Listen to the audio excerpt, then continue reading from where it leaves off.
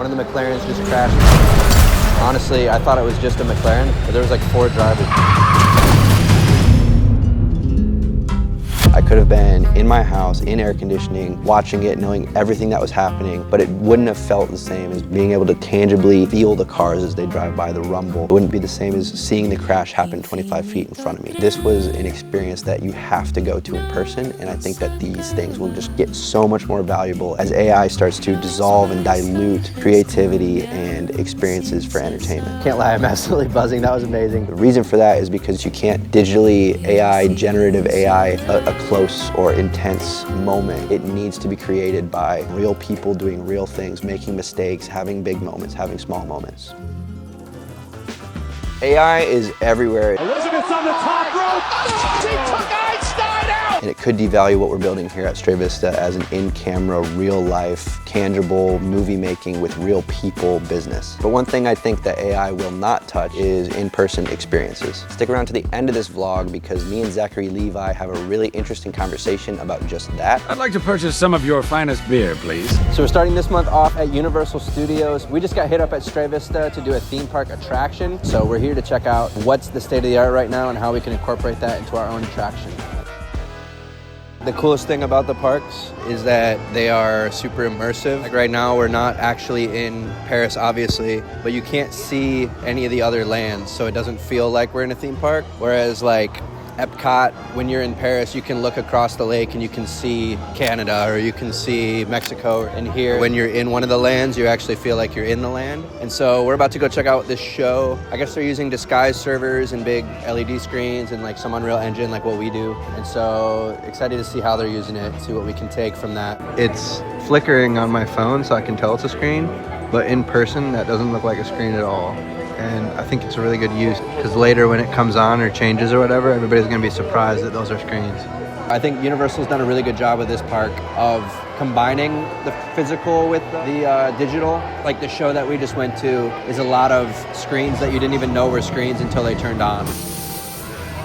If you know anything about me, you know that Walt Disney's like one of my biggest inspirations. So getting to work on something with audio animatronics, robots, theme parks is like a dream come true. So I'm just glad to be able to be here and get inspired a little bit by the newest theme park that exists. That's one of the things too about all these things. Like when you own a business, a lot of times things that seem like leisure to a lot of people, they are leisure, but it's also work because you're out there meeting people, you're networking. Right when I got back from Orlando, we got a call to bring a mobile volume to help shoot an F1 commercial. Ace and I got to work with Lando Norris and Oscar Piastri, who are the 2 top F1 drivers at this point. Back in the studio, we're doing mocap now with for a video game cinematic. It's a bit of a juxtaposition to go from a sporting event like F1 to motion capture, which is the most digital version of filmmaking that you can possibly do. You can see the creativity, the collaboration it's taking to actually create something, even if it is a digital product. It still has so much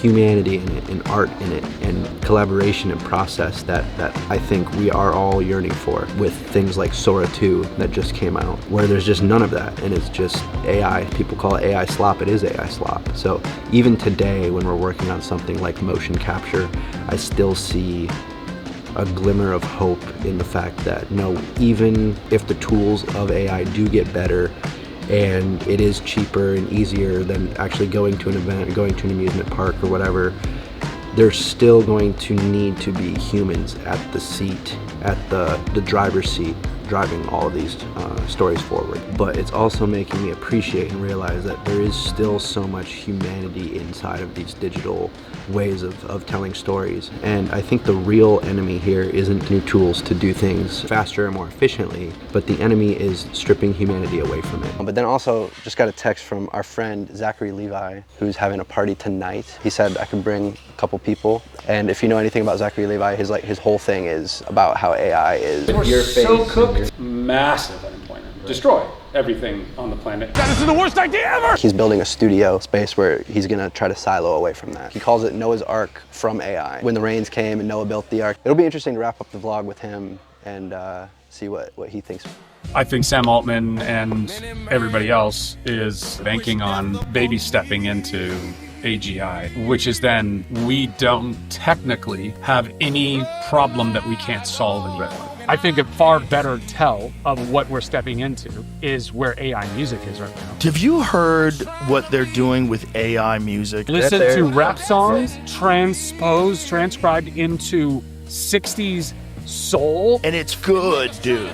It's good where you're like, whoa! Everyone's saying like, AI's never gonna have the soul of a human. You can't not hear soul in these songs. They are all bangers. They're all bangers. It feels like we live just outside of Babylon, and from our window we can see them building the Tower of Babel. Yeah. They might just get to heaven. You can build an ark. Yeah. And you can hope that on that ark you can preserve as many jobs and as much humanity as you can. When Zachary invited us to his new studio, they were there in person. It's a beautiful piece of land that he has. God's creation is gorgeous. The sunset, we rode around in a golf cart with him. It felt like Jurassic Park. Welcome to Jurassic Park. There's a river running through the property. We got to shoot guns and see the plans that he has for the studio and, you know, talk with him about how we might be able to be a part of that. And in my industry, all of our jobs are going to get eradicated unless we build an arc like this where we safeguard those jobs, not just for us, but for our kids. And I believe that there will be a windfall, even financially, because of that. Because people will say, gosh, dang it, yes, those people did not give in. Those people did not give in to the AI.